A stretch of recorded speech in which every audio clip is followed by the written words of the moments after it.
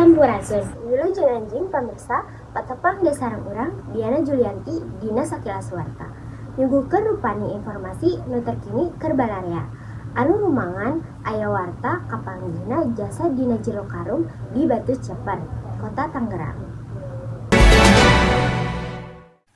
Korban anu jasadna kapanggih dina karung di Batu Ceper, Kota Tangerang kakara 2 damel di Konveksi Herabotir, Pasanggerahan, Jakarta Selatan.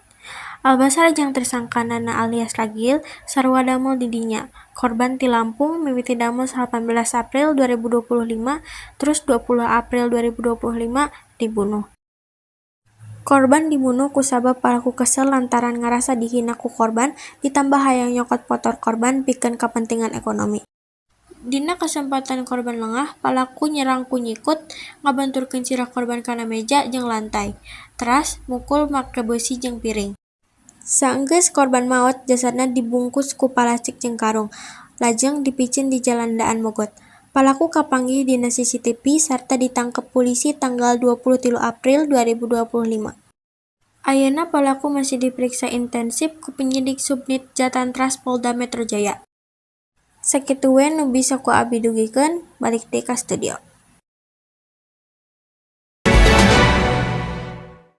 Pamirsa, rupina nu sakitu warta anu kapihatur ngeunaan mayat anu ditimukeun dina karung. Wilujeng lepat deui dina warta nu dongkap anu leuwih manfaat ka cida. Hatur nuhun.